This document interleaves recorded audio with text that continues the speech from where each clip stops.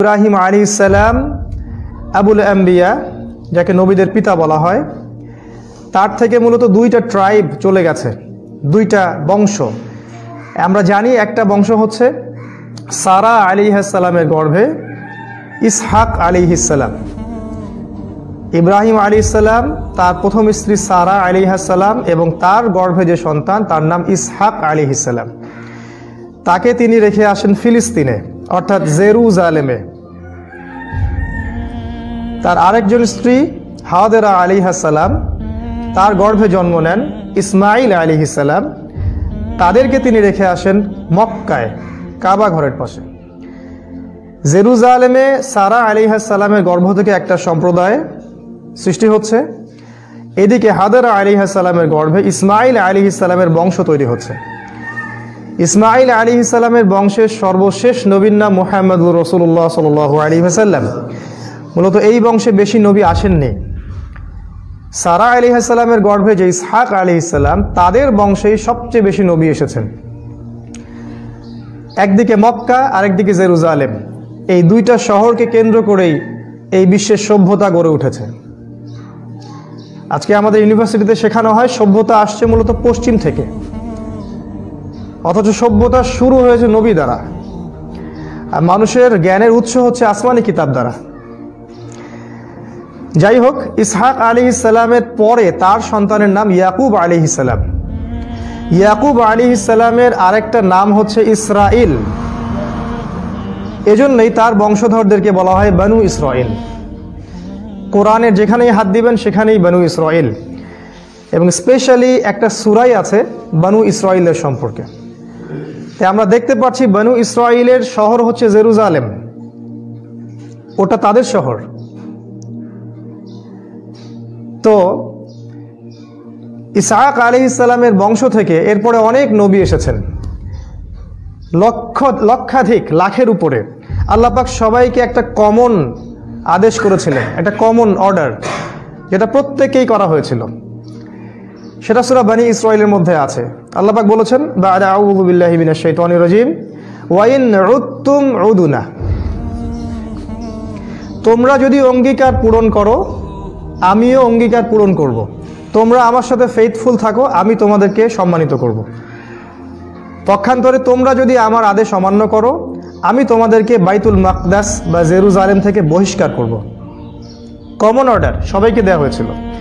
আর প্রতিবারই বনু ইসরাইল এই অর্ডারটা ভঙ্গ করে। এই জন্য আল্লাহ রাব্বুল আলামিন তাদেরকে অনেকবার বাইতুল মাকদাস বা জেরুজালেম থেকে বের করে দিয়েছেন এবং অন্য সম্প্রদায়কে তাদের স্থলাভিষিক্ত করেছেন। ইয়াকুব আলাইহিস সালামের 11 জন সন্তান, তার মধ্যে একজন ছেলের নাম ইউসুফ আলাইহিস সালাম। সূরাতুল ইউসুফ পড়লে আপনারা ডিটেইলস জানতে পারবেন। ইউসুফ আলাইহিস সালামকে তার ভাইরা বিক্রি করে দিল, কুয়ায় ফেলে দিল। সেখান থেকে মিশরের রাজা তাকে কিনে নিলেন। ইউসুফ আলাইহিস সালাম চলে গেলেন মিশর। তাহলে মক্কা মদিনার সাথে আরেকটা শব্দ যোগ হচ্ছে, সেটা হচ্ছে মিশর। মিশরে ইউসুফ আলাইহিস সালাম রাজ পরিবারে লালিত পালিত হতে থাকলেন। এক পর্যায়ে আল্লাহ রাব্বুল আলামিন তাকে জেলখানায় নিয়ে গেলেন, সেখান থেকে আবার বের করলেন, রাষ্ট্র ক্ষমতা দিলেন এবং তিনি তার বাবা মা এবং ভাইদেরকে ফিরিয়ে আনলেন মিশরে। তাহলে বনী ইসরাইল এখন ফিলিস্তিন থেকে মিশরে। মিশরেও একই কাজ, ওয়াইন উদতুম উদনা, যদি আমার আদেশ মেনে চলো সম্মানিত হবে। তারা সেটা করলো না, তারা আল্লাহর আদেশ ভঙ্গ করলো। আল্লাহ পাক তাদেরকে আবারও ফেরাউনের দাসত্বের শৃঙ্খলে আবদ্ধ করলেন। এবার ফেরাউন ওদেরকে টর্চার করতে লাগলো, রাষ্ট্রীয় পর্যায় থেকে একেবারেই স্লেভ, দাসের পর্যায়ে। ঘটনার কালচক্রে আল্লাহ রাব্বুল আলামিন দয়া করলেন বনু ইসরাইলের উপরে এবং তাদের কাছে মূসা আলাইহিস সালামকে পাঠালেন। মূসা আলাইহিস সালাম তাদেরকে ফেরাউনের কবল থেকে উদ্ধার করলেন আল্লাহর হুকুমে। ডিটেলস আপনারা জানেন। তাদেরকে লোহিত সাগর পাড়ি দিতে হলো, তুর পাহাড়ের কাছে তারা আসলেন। আল্লাহ পাক মূসা আলাইহিস সালামের কাছে তাওরাত নাজিল করলেন। আবারও বনু ইসরাইল কিন্তু ঘুরে গেল, দাস থেকে আবার একটা সম্মানিত জায়গায় তারা চলে আসলো। কিন্তু মূসা আলাইহিস সালামের পর তারা তাওরাতটা ফলো করলো না, তাওরাতের কমান্ড যেগুলো ছিল এগুলো তারা ফলো করলো না। মূসা আলাইহিস সালাম তাদেরকে বললেন, আল্লাহ পাক আমাদেরকে ফেরাউনের কবল থেকে নাজাত দিয়েছেন। এখন আমাদের উপর একটা ফরজ বিধান আল্লাহ দিয়েছেন, সেটা হলো জিহাদ, জিহাদ ফি সাবিলিল্লাহ। তিনি তুর পাহাড় থেকে দেখলেন বাইতুল মাকদাস, যেটাকে হোলি ল্যান্ড বলা হয়, পবিত্র ভূমি, সেটা দেখা যাচ্ছে। মুসা আলাইহিস সালাম তার সম্প্রদায়কে বললেন, আল্লাহ পাক আমাদেরকে তাদের বিরুদ্ধে যুদ্ধ করতে বলেছেন। মুসা আলাইহিস সালামের কওম বনু ইসরাইল, তারা বলল, আমরা কিভাবে তাদের সাথে যুদ্ধ করতে পারি, তারা তো অনেক শক্তিশালী। তাদের সম্প্রদায়ের নাম আমালেকা সম্প্রদায়, অনেক শক্তিশালী। তাই তারা রিপ্লাই করলেন যে মুসা, তুমি এবং তোমার রব গিয়ে যুদ্ধ করো, ওয়াইন্না হাহুনা কাঈদুন, আমরা এখানে বসে আছি। ইযহাব আনতা ওয়া রাব্বুকা ফাকাতিলা ওয়া ইন্না নাহনু হাহুনা কাঈদুন, তুমি আর তোমার আল্লাহ গিয়ে যুদ্ধ করো, গিয়ে আমরা বনু ইসরাইল এখানে বসে আছি। যখন তারা এইভাবে আল্লাহর বিরুদ্ধাচরণ করলো, জিহাদের কমেন্টটা ফলো করলো না, আল্লাহ পাক আবারও ওদেরকে শাস্তি দিলেন। 40 বছর পর্যন্ত তারা তিহ উপত্যকায় ঘুরতে থাকলেন, উদ্বাস্তুর মতো, এখনকার সিরিয়ার মতো, এখনকার রোহিঙ্গাদের মতো, এখনকার কাশ্মীরের মতো ঘুরতে থাকলেন। আল্লাহ পাকের আবারও দয়া হলো। মুসা আলাইহিস সালামের পরে একজন নবী হলেন, তার নাম ইউশা বিন নুন। ইউশা বিন নুন কে বনু ইসরাইল এসে বলল যে আমাদেরকে একজন রাজা নিযুক্ত করুন, আমরা আল্লাহর পথে তার নেতৃত্বে যুদ্ধ করব। ইউশা বিন নুন বললেন, তোমরা কি আবারও আগের ঘটনার পুনরাবৃত্তি ঘটাবে? তারা বলল, না, আমরা এবার যুদ্ধ করব। তো আল্লাহ রাব্বুল আলামিন তালুতকে রাজা হিসেবে নিযুক্ত করলেন, তালুত, যেটা সূরা বাকারায় আছে। এবার বনু ইসরাইল বেঁকে বসলো। তারা বলল, এমন একজনকে রাজা করলেন যে দরিদ্র, যার কোনো সমাজে মান সম্মানই নাই, আর আমরা তো ওর চেয়ে অনেক বেশি সম্পদশালী। অনেকটা আমাদের পলিটিক্যাল লিডারদের মতো কথা আর কি। তারপর তালুতের নেতৃত্বে আল্লাহ পাক বললেন, তালুতকে আমি প্রজ্ঞা দিয়েছি এবং শারীরিক শক্তি দিয়েছি। প্রজ্ঞা দিয়েছি, শারীরিক শক্তি দিয়েছি। দিনে আল্লাহর পথে কাজ করার দুইটা বেসিক জিনিস, ফিজিক্যালি স্ট্রং, যেটা আমাদের নাই, আর প্রজ্ঞা, দুটো দরকার। তালুত নেতৃত্ব দিলেন। তালুতের যে সেনাবাহিনী, তার মধ্যে একটা বালক ছিল, সেই বালকের নাম দাউদ আলাইহিস সালাম। আর এই দাউদ আলাইহিস সালামের ছোড়া বাটুল, যেটাকে আমরা বলি পাথর, এই পাথরেই অপোজিট যে সেনাপতি জালুত, তার চোখে গিয়ে লাগে। এবং এই ঘটনার পরিপ্রেক্ষিতেই মাত্র 313 কি 17 জন নিয়ে তারা আবারও বাইতুল মাকদাস জয় করল। দাউদ আলাইহিস সালামের এই ভূমিকার কারণে তালুত তাকে উপরের পদমর্যাদা নিয়ে আসলেন এবং দাউদ আলাইহিস সালাম নবুয়ত পেলেন 40 বছর বয়সে, এবং তার নেতৃত্বে সর্বপ্রথম, ইতিহাসের সর্বপ্রথম জেরুজালেমে ইসলামী স্টেট কায়েম হলো। এর আগ পর্যন্ত এত বড় টেরিটরির মধ্যে কখনো ইসলামিক স্টেট ছিল না। তাহলে ইসলামিক স্টেটের প্রথম আমির বা প্রথম রাজা বা প্রথম নবী হচ্ছেন দাউদ আলাইহিস সালাম। এটা অনেক পরের ঘটনা। তারপর তারা পৃথিবীর রুলিং স্টেটে পরিণত হলেন। জেরুজালেম থেকে দাউদ আলাইহিস সালাম বিশ্ব শাসন করতে থাকলেন, এবং তার মৃত্যুর পর তার ছেলে সুলাইমান আলাইহিস সালাম আরও 1000 গুণ বেশি শক্তি নিয়ে সারা বিশ্ব শাসন করতে থাকলেন। আল্লাহ পাক তাকে পাখির ভাষা, জিনের ভাষা, সম্পদ, লোহা, সোনা, রূপা, এভরি সিঙ্গেল সেক্টর যেটা আমাদের দরকার একটা অত্যাধুনিক রাষ্ট্র হওয়ার জন্য, সব কিছু আল্লাহ পাক সুলাইমান আলাইহিস সালামকে দিলেন। এতটা দিলেন যে আমাদের নবী মুহাম্মদ সাল্লাল্লাহু আলাইহি ওয়াসাল্লাম বলেছেন যে একদিন একটা জিন আমাকে ডিস্টার্ব করছিল, আমি চাইলাম জিনটাকে বেঁধে রাখবো, কিন্তু তখন আমার সুলাইমানের কথা মনে পড়লো, আমার ভাই সুলাইমানের কথা মনে পড়লো। সুলাইমান আলাইহিস সালাম আল্লাহর কাছে দোয়া করেছিলেন, রব্বি হাবলি মুলকান, হে আল্লাহ আমাকে এমন রাজত্ব দান করুন, লা ইয়ানবাগি লিআহাদ, যেটা আপনি আর কখনো কাউকে দেননি। আল্লাহ আমাকে এমন একটা রাজত্ব দিন যেটা আপনি আর কখনো কাউকে দেননি। আল্লাহ পাক সুলাইমান আলাইহিস সালামের এই দোয়া কবুল করেছেন, তাকে এমন রাজত্ব দিয়েছিলেন যেটা আর কাউকে কখনো দেননি। পৃথিবীর ইতিহাসে শেষ পর্যন্ত কেউ এত বড় রাজত্ব পাবে না। কেমন ক্ষমতা! সাবার রানী বিলকিসকে চিঠি পাঠানো হলো, তুমি ইসলাম কবুল করো। সে হাদিয়া বা উপঢৌকন ঘুষ দিল। তিনি জিনকে বললেন, কে আছো ওর সিংহাসন তুলে নিয়ে আসতে পারবে। একজন বলল যে আপনি দাঁড়াতে যতক্ষণ লাগে এতক্ষণ সময়ের মধ্যে সিংহাসন চলে আসবে। আরেকজন বলল যে না, আমি চোখের পলক ফেলানোর আগেই সিংহাসন নিয়ে আসতে পারবো। চোখের পলক পড়ার আগেই সিংহাসন অনেক দূরের একটা স্থান থেকে একটা জড়বস্তুকে আরেকটা জায়গায় নিয়ে আসা হলো। এটা হচ্ছে রুলিং স্টেট। এত বড় ক্ষমতা আল্লাহ পাক তাকে দিয়েছিলেন। আজকে আমরা সামান্য ক্ষমতা পেয়ে কত কি না করি। রুলিং স্টেট বলতে যা বোঝায়, এক নির্দেশেই একটা রাজ্যের রাজা বা রানীর সিংহাসন তার সামনে। এটা কি মনে করতেছে? এখানে একটা কথা, আমার মতামত, এটা আসলে আমি গ্রহণ করতে ফোর্সও করছি না, এটা আমার মতামত, যে পৃথিবীর ইতিহাসে একটা সময় চলে গেছে যখন জড়বস্তু স্থান পরিবর্তন করেছে। এটাও হতে পারে ভবিষ্যতে এমন কোনো টেকনোলজি আসবে যে আবারও কোনো জড়বস্তুকে এক জায়গা থেকে আরেক জায়গায় সরানো সম্ভব হতে পারে। কারণ ইতিহাসে যেটা হয়ে গেছে সেটা ফিউচারে হতে পারে, সম্ভব। যাই হোক, ওটা আমাদের টপিক না। সুলাইমান আলাইহিস সালামের সময় তারা দেখেন সারা বিশ্বে রুলিং স্টেট হয়ে গেল। এরপর আবার ওয়াইন উদ্তুম উদনা, তোমরা যদি অঙ্গীকার পূর্ণ করো আমি তোমাদেরকে ভালো রাখবো, আমি অঙ্গীকার পূর্ণ করবো, আল্লাহর কথা। তারা অঙ্গীকার পূর্ণ করলো না। সুলাইমান আলাইহিস সালামের পরে তারা আবার খারাপ হওয়া শুরু করলো। একটা পর্যায়ে গিয়ে তারা আল্লাহর সাথে বিদ্রোহ করলো, শিরিক করলো, কুফরি করলো, তাওরাতকে পরিবর্তন করলো, জাবুরকে পরিবর্তন করলো, ইঞ্জিল তো তখন আসে নাই, জাবুরকে পরিবর্তন করলো। আল্লাহ পাক তাদেরকে আবারও জেরুজালেম থেকে বের করে দিলেন। এবার কাদের হাতে বের করলেন? ইরাক থেকে। ইরাকের একটা জায়গা ছিল ব্যাবিলন, সেখান থেকে নেবুজাত নিজার নামে একজন রাজা ছিলেন। এই রাজা গিয়ে ওই জেরুজালেমকে আক্রমণ করে এবং সব বনু ইসরায়েলকে সে দাস বানিয়ে আবার ইরাকে ফেরত নিয়ে আসে। বনু ইসরায়েল জেরুজালেম হারালো। সুলাইমান আলাইহিস সালামের কিংডম শেষ, রুলিং স্টেট কলাপস। তারা আবার দাসত্বের জায়গায় চলে আসলো। দেখেন কত সার্কেল, তাদের কত বড় হিস্ট্রি। এবার তারা 2000 বছর পর্যন্ত আর জেরুজালেমে ফেরত যেতে পারে নাই। 2000 বছর পর্যন্ত।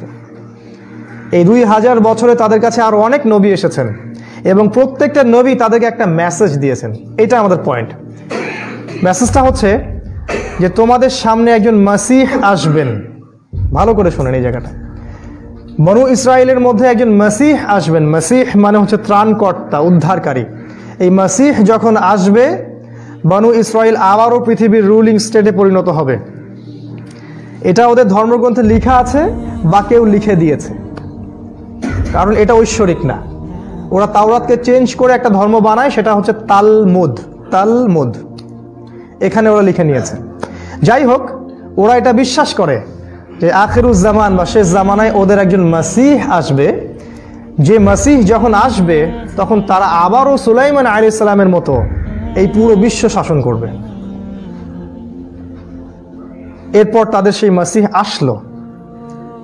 আমাদের নবী মুহাম্মদ সাল্লাল্লাহু আলাইহি ওয়াসাল্লাম বললেন সেই মাসিহ হচ্ছেন ঈসা আলাইহিস সালাম। কিন্তু তারা বলল ঈসা আলাইহিস সালাম কিভাবে মাসিহ হতে পারে? তার মা তো একজন ব্যভিচারিণী, নাউযুবিল্লাহ। সে তো একজন জারদ সন্তান, নাউযুবিল্লাহ। এবং তারা তাকে অস্বীকার করলো। তারা সত্যিকারের মাসিহকে চিনতে ভুল করলো এবং সেই মাসিহকে তারা ক্রুশে চড়ালো। ইহুদিরা ঈসা আলাইহিস সালামকে ক্রুশে চড়িয়েছে। আল্লাহ রাব্বুল আলামিন তাকে সেখান থেকে তুলে নিলেন। আল্লাহ পাক তাকে নিজের কাছে নিয়ে নিলেন। কিন্তু তাদের মনে হলো তারা মাসিহকে হত্যা করেছে। এই জন্য আল্লাহ পাক বলেছেন ওয়ামা কাতালুহু ওয়ামা সালাবুহু, তারা তাকে হত্যাও করেনি, তারা তাকে ক্রুশবিদ্ধও করেনি। বাল রাফাআহু আল্লাহু ইলাইহি, বরং আল্লাহ তাকে তার কাছে তুলে নিয়েছেন। তারা মাসিহকে হত্যা করার চেষ্টা করলো। আল্লাহ যে ঈসা আলাইহিস সালামকে তুলে নিয়েছেন এটা কোরআন নাজিল হওয়ার আগ পর্যন্ত কেউ জানতো না। কোরআন নাজিল হওয়ার আগ পর্যন্ত সবাই মনে করতো মাসিহকে হত্যা করা হয়েছে। আল্লাহ পাক কোরআনে জানিয়ে দিলেন তারা তাকে হত্যাও করেনি, ক্রুশবিদ্ধও করেনি। এই ঘটনাটা যখন ঘটলো তখন এখানে দুইটা দল হয়ে গেল। কিরকম দল? এক দল খুব খুশি বা উৎফুল্লতা প্রকাশ করলো, আমরা ইন্না কাতালনাল মাসিহ ইবনে মারইয়াম। খুশিতে তারা বলল আমরা মাসিহ ইবনে মারইয়ামকে হত্যা করেছি। এরা হচ্ছে ইহুদি। আর এক দল খুবই কষ্ট পেল, তাদের নবীকে হত্যা করা হয়েছে, তারা খুব কষ্ট পেল। তারা হচ্ছে নাসারা, তারা খ্রিস্টান। এখনকার খ্রিস্টানরা না, অরিজিনাল খ্রিস্টান। সত্যিকারের যারা খ্রিস্টান, সত্যিকারের যারা নাসারা, তারা ঈসা আলাইহিস সালামকে এখনো বিশ্বাস করে। এখনো তারা তার রেখে যাওয়া যে বিধানগুলো এগুলো ফলো করার চেষ্টা করে। আমরা যেটা মনে করি England, America, Britain, Germany, France এগুলো খ্রিস্টান কান্ট্রি, এটা ভুল। এরা গডলেস কান্ট্রি। এদের কোনো আল্লাহ নাই, এদের কোনো ঈশ্বর নাই, ঈশ্বরহীন একটা রাষ্ট্র এরা। যাই হোক, এখানে দেখেন দুটো গ্রুপ হয়ে যাচ্ছে, একটা হচ্ছে ইহুদি আর একটা হলো নাসারা। আর এই ঘটনার পর থেকে আল্লাহ পাক তাদেরকে আর আহলে কিতাব বলছেন না। এই ঘটনাটার পর থেকে আল্লাহ পাক তাদেরকে আর কখনো আহলে কিতাব বলেননি। আল্লাহ পাক বলছেন একদল ইহুদি মাগদুব আর একদল নাসারা দল্লিন।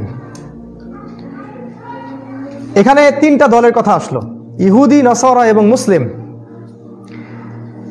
কনক্লুশন হচ্ছে ইহুদিরাও বিশ্বাস করছে তাদের একজন মসিহ আসবেন, যিনি আসলে তারা জেরুজালেম থেকে বিশ্ব শাসন করবে, ঠিক। খ্রিস্টানরাও বিশ্বাস করে ঈসা আলাইহিস সালাম আবারও আসবেন এবং তিনি যখন আসবেন তখন তিনি জেরুজালেম থেকে এই বিশ্ব শাসন করবেন, রাইট। আমরা মুসলিমরা মুহাম্মদ সাল্লাল্লাহু আলাইহি ওয়াসাল্লামের উম্মাহ, আমরাও বিশ্বাস করি যে শেষ জামানায় ঈসা আলাইহিস সালামকে আল্লাহ পাক আবারও পাঠাবেন। ইমামুল মাহদি এবং ঈসা আলাইহিস সালাম মিলে আবারও জেরুজালেম থেকে সারা বিশ্বে ইসলামী স্টেট বা খেলাফত কায়েম করবেন, রাইট। তিনজনের মধ্যে মতের মিল আছে, শুধু ইহুদিদের কনসেপ্টটা আলাদা। কি আলাদা? ইহুদিরা এটা বিশ্বাস করে না সেই মাসিহ ঈসা আলাইহিস সালাম, তারা এখন একজন মাসিহের অপেক্ষায় বসে আছে। আর আমাদের নবী মুহাম্মদ সাল্লাল্লাহু আলাইহি ওয়াসাল্লাম বলেছেন জেরুজালেম থেকে শেষ জামানায় একজন ব্যক্তির আবির্ভাব হবে, যে হবে ইহুদি বংশোদ্ভূত, ইহুদি মায়ের সন্তান, কোকড়ানো চুল, স্ট্রংলি বিল্ড, শারীরিক শক্তি অনেক বেশি। সে আকাশ নিয়ন্ত্রণ করবে, সে জলবায়ু নিয়ন্ত্রণ করবে, সে পলিটিক্স নিয়ন্ত্রণ করবে, সে অর্থনীতি নিয়ন্ত্রণ করবে, ভৌগোলিক বিষয় নিয়ন্ত্রণ করবে, মানি নিয়ন্ত্রণ করবে, টাকা, সে খাবার নিয়ন্ত্রণ করবে, সে ফ্লাই করবে, সে ডান হাতে জান্নাত নিয়ে ঘুরবে, বাম হাতে জাহান্নাম নিয়ে ঘুরবে, সে মহামারী ছড়াবে। এইগুলো রাসূল বলে গেছেন এবং তিনি বলেছেন এও মাসিহ, কিন্তু এ হচ্ছে মাসিহুদ দাজ্জাল, মিথ্যা মাসিহ, প্রতারক মাসিহ। তারাও মাসিহ ওয়েট করছে, আমরাও মাসিহের জন্য ওয়েট করছি, খ্রিস্টানরাও মাসিহের জন্য ওয়েট করছে, কিন্তু এমন একজন মাসিহের কথা রাসূল বলে গেলেন যিনি ঈসা আলাইহিস সালামের মতো নন। তিনি প্রতারক, মিথ্যাবাদী। রাসূল বললেন 40 দিন সে বিশ্ব শাসন করবে এবং বিশ্বের আনাচে কানাচে প্রতিটা জায়গায় সে তার ত্রাস চালাবে। যে ব্যক্তি তার আদর্শ মেনে নিবে সে তাকে প্রোগ্রেস দিবে, উন্নতি, অগ্রগতি। আর যারা বা যে জাতি তার বিরুদ্ধাচরণ করবে, তাকে দাজ্জাল বলে চিনতে পারবে, সে তাদেরকে দুর্ভিক্ষ দিবে, ধ্বংস করে দিবে, অর্থনীতি ধ্বংস করে দিবে, সামরিক আগ্রাসন চালাবে, সবই করবে। আপনি কি এখন ডটসগুলো মিলাতে পাচ্ছেন? দাজ্জাল শব্দের অর্থ প্রতারক, মিথ্যাবাদী। এই সম্পর্কে রাসূল সাল্লাল্লাহু আলাইহি ওয়াসাল্লাম বলেছেন এমন কোন নবী নেই যিনি তার কওমকে মাসিহুদ দাজ্জাল সম্পর্কে সতর্ক করেননি। হিস্ট্রি শুরু থেকে শেষ পর্যন্ত এর চেয়ে বড় কোনো ফিতনা কখনো দেখা দিবে না। এমনকি না আমাদের নবী মুহাম্মদ সাল্লাল্লাহু আলাইহি ওয়াসাল্লাম প্রতি রাকাত সালাতে আল্লাহর কাছে আশ্রয় চাইতেন, আল্লাহুম্মা ইন্নী আউযু বিকা মিন ফিতনাতিল মাসিহিদ দাজ্জাল। তিনি বলেছেন আমি দাজ্জাল সম্পর্কে একটা এক্সট্রা কথা বলতে চাই যেটা অন্য কোনো নবী বলেননি। সেটা হলো দাজ্জাল এক চোখে অন্ধ, কিন্তু তোমাদের রব আল্লাহ তিনি অন্ধ নন। অন্য বর্ণনায় আছে সে ডান চোখে অন্ধ, তোমাদের রব আল্লাহ অন্ধ নন। এই বিশ্বের যত মানুষ এক চোখা দৃষ্টিভঙ্গির, বাহ্যিক চোখ দিয়ে সব দেখতে পারে, ভিতরের কোনো চোখ নাই, তারা দাজ্জালকে চিনতে পারবে না, তারা দাজ্জালের ফিতনায় পা দিবে।